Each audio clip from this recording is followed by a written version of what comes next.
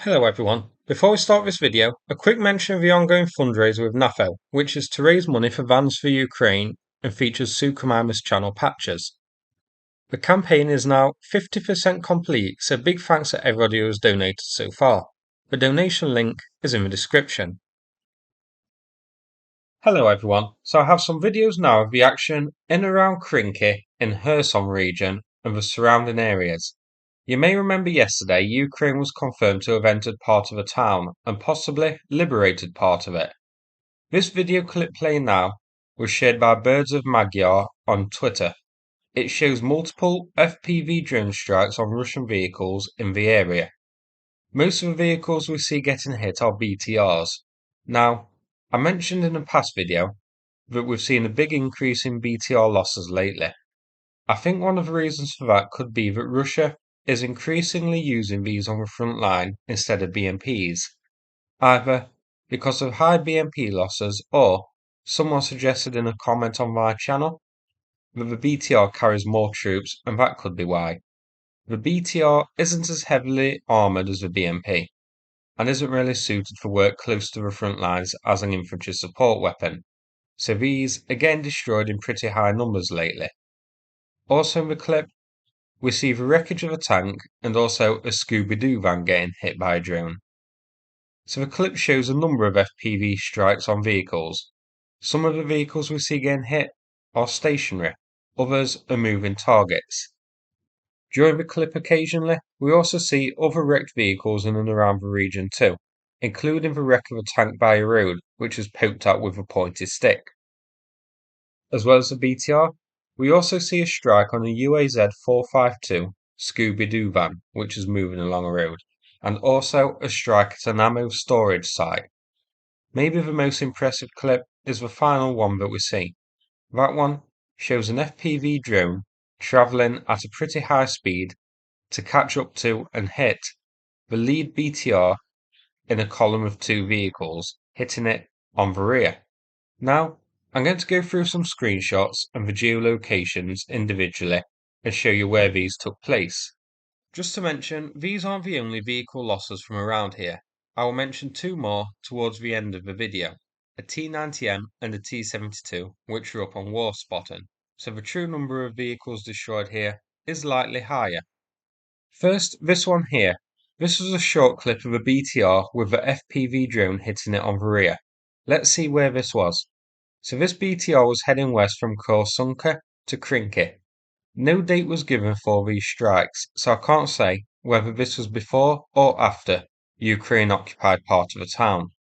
I believe these are compiled over a period of time, so I expect this was hit before as part of Ukraine's efforts to degrade Russian forces in the area before moving troops in. Here's the next screenshot. This clip saw an FPV drone hitting a parked up BTR. The BTR's lights flicker on just before the strike as it's about to move.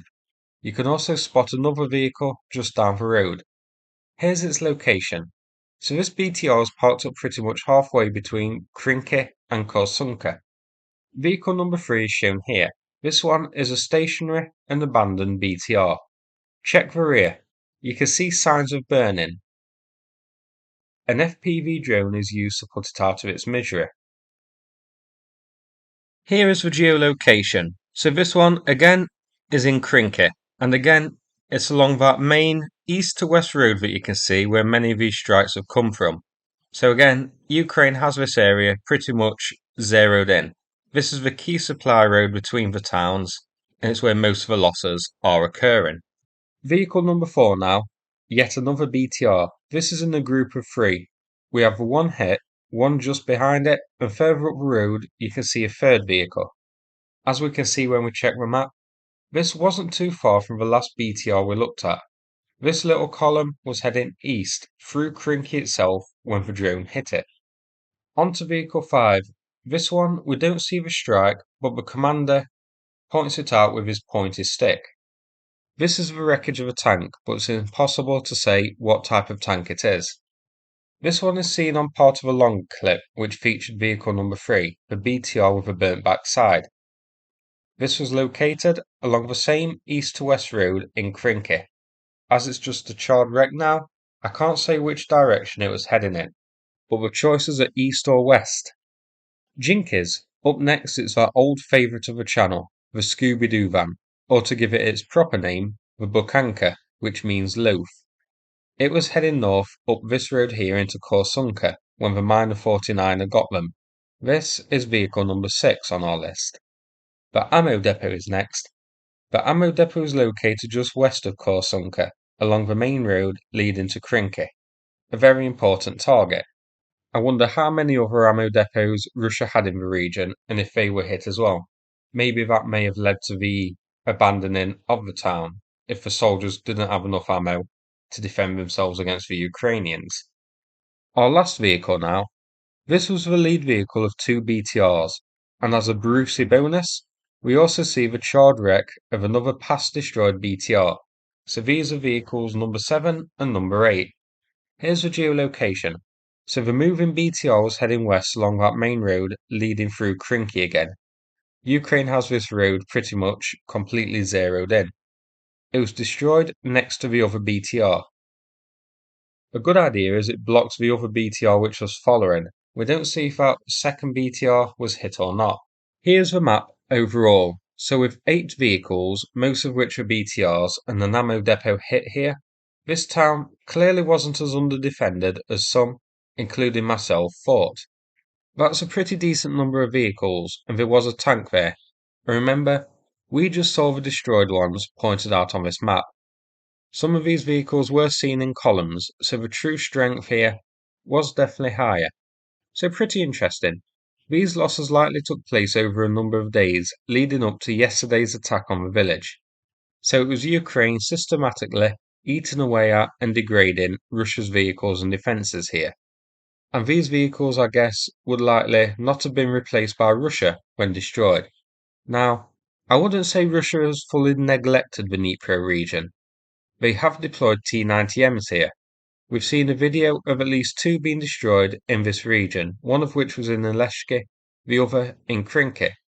So Russia did attempt to reinforce the region, but it isn't as well defended as other areas along the front, as evidenced by the fact a Marine landing party has captured parts of Krynky. Checking war spotting, they're showing 2 more destroyed vehicles here, a T-72 tank and a T-90M. I mentioned the T-90M earlier. I was going to play a video of these 2, but it won't let me download it from war spotting. Here is a screenshot. So this is the T-72, missing its turret. The turret is nowhere to be seen, so it must have been a pretty impressive turret toss. Here is the T-90M. This was hit by an FPV drone to finish it off. Here's the geolocation of it. So the T-90M was here, south of Krynky, in a field. So including these 2 tanks we just looked at in the screenshot, we have 10 vehicles confirmed destroyed here, plus the ammo depot. So that's a pretty high number, and all of these seem to have been hit by FPV drones.